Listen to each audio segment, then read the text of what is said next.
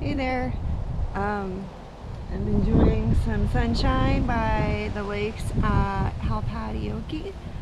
And this is your May 2022 monthly check-in. So I'm going to go over some questions, some powerful questions to help you reflect on April and plan for the month of May ahead. So thinking about last month, what are you grateful for? And last month for me didn't go as planned, but I am grateful for flexibility and clarity on things. I'm also really grateful for being able to meet with friends online and rest. And what goals or projects did you make progress on in April? This is always really good for me, especially to reflect on what I did accomplish, because I'm always in the mindset that I'm never enough, thanks to how I was raised. No thanks to how I was raised, I should say. So looking back at what I have accomplished is really important. One of my goals for the year is to section hike the Ocean to Lake Trail, and in April I added 3 more hikes to that. I've broken the trail up into 19 section hikes, so I've completed 7 of them. I am developing a program called Calm Conflict, and I'm going to do my dissertation research on it, so I got a lot of clarity on that and made a rough schedule for it for the rest of the year. I wrote a book chapter for another mediation book with Michael Lang as the editor. If you're interested, I have chapters in the first two books in the series about, conflict and mediation and self-care. So reach out to me if you're interested in that. I can send you the link on Amazon. It's like super cheap. And I submitted 2 ACR conference proposals. ACR is the Association for Conflict Resolution. I presented at the conference this past year. I was accepted to moderate a panel at the APFM conference in October. And these are all virtual because that's like my that's my boundary. Like, I'm only doing virtual work. So the APFM is the Association for Professional Family Mediators, and the conference panel that I am moderating is on high conflict divorces, which I am a bit of an expert in.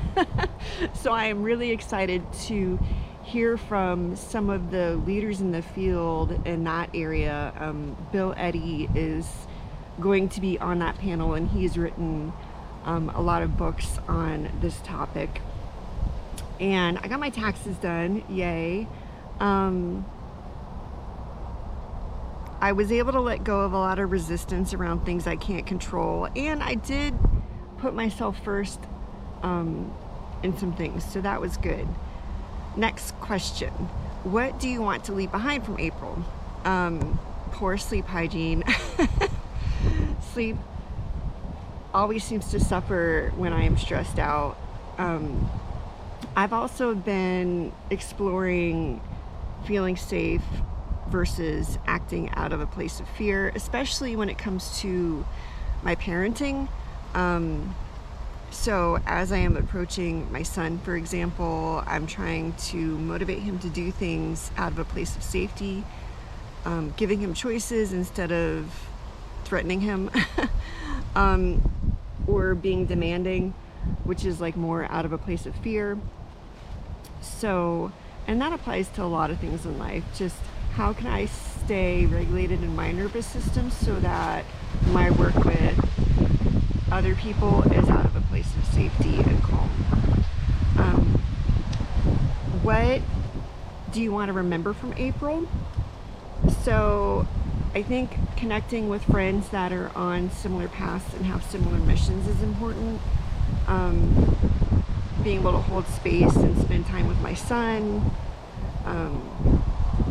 the wildlife I got to see on some of my hikes, like a bunch of different snakes, nothing venomous, a spoonbill, finding the tower in Loxahatchee Slough was pretty cool. I mean, it's not hard to find, but that was just a really memorable hike. And I had a hike in Jonathan Dickinson where I hiked the Kitchen Creek Loop, which is only about a mile and a half long. But I sat next to a water area and just sat there for like half an hour watching the bees and the lily pads, and I was eating blueberries on that hike, and that was really yummy. What are lessons from April? So I need to make time for daily flow, like work sessions, which means blocking off at least 2 hours a day where I can like deep dive into work. As I mentioned before, the dichotomy between safety and fear. Continue to practice underwhelm, like meditate on hikes. Even if I don't have time to go for a 4-mile hike, like I can stop at a park or sit outside and just soak in the sun and meditate for 5 minutes. And I'm going to experiment with that and see how it affects my HRV and my resiliency and my recovery. Wade my worries away. It's always good to wade in salt water. And I know that my heart rate variability goes up when I spend time in nature. So as I just mentioned, even spending 5 minutes outside in the sunlight will help.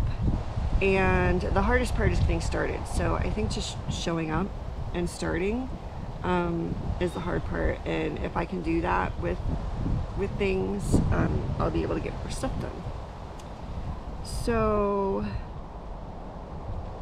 also, I was talking with some friends the other day in a planning session about self-care versus active recovery. And I think when things happen to us, or even when you're putting your body through stress like exercise, or when you're like really stressed out at work, or if you have something traumatic happen, you need time to recuperate from that. And that's like what active recovery is. But self-care is like more diligent, planned activities that's part of your daily and weekly routines to help you maintain like a good balance of your nervous system.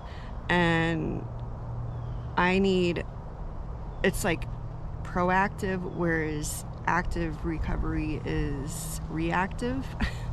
So this is why I block off like the first portion of my day for self-care. I typically don't work before noon.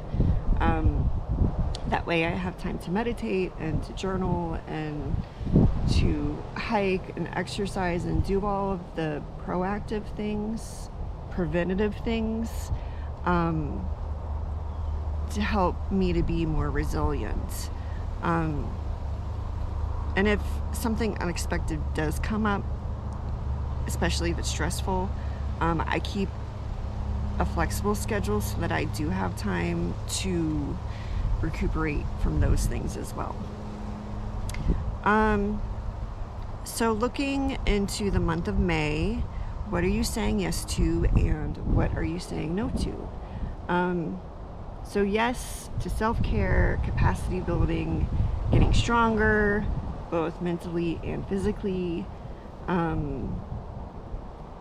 I have a schedule to be more active with not just hiking, but other physical cross-training kind of activities. I am testing out new routines. I am building calm conflicts, like actually writing articles and making my course, so that's exciting. And I want to start time tracking some of these new activities to see, how long does it take to write an article? How long does it take to record a video for a course? Like stuff like that, so I can have a better grasp of what's reasonable to get done. And no, I'm saying no to poor sleep hygiene and acting out of a place of fear. So something I'm trying with my sleep hygiene is to not work past 9 o'clock at night, but then also not look at screens. And I don't know if I've shared, but I used to be a professional artist, so I have all of these art supplies I'm not using. So I'm gonna try doing art in the evening for 30 minutes just to wind down as like a signal to my brain, like, okay, it's time to go to bed, and see how that works. And in terms of like saying no to fear, I'm not walking around afraid of everything, but it's more in like the intent of what I am doing. So a good example is working out. I could think about working out in two ways. If I'm thinking about it from a place of fear, I could be like, I gotta lose weight, I have to work out so I can lose weight, so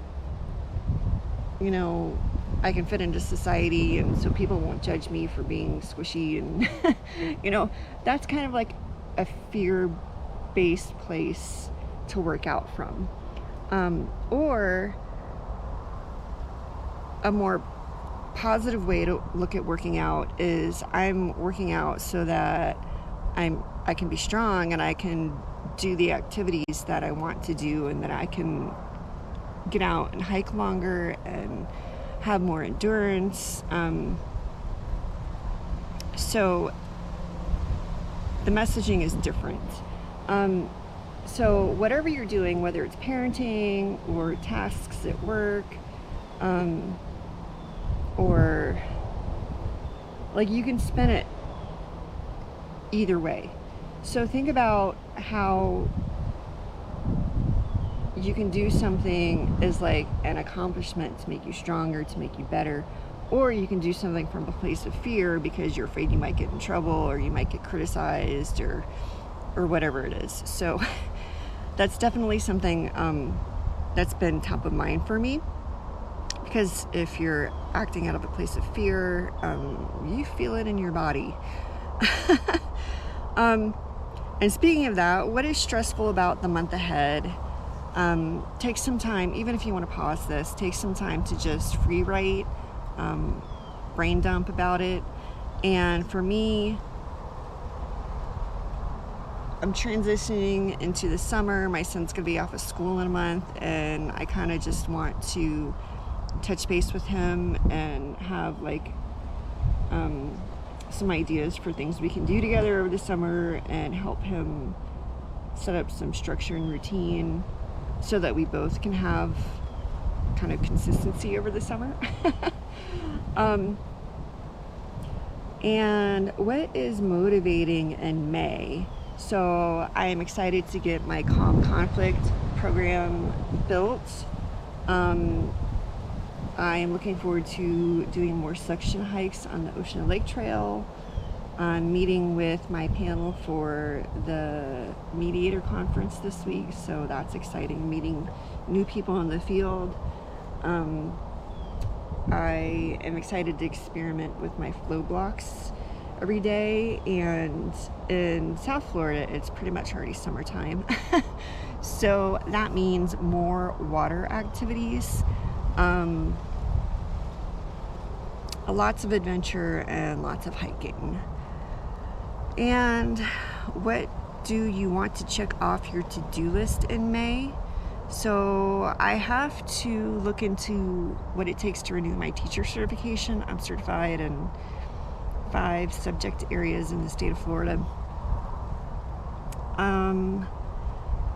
And I have a training course on peer mediation I'd like to complete.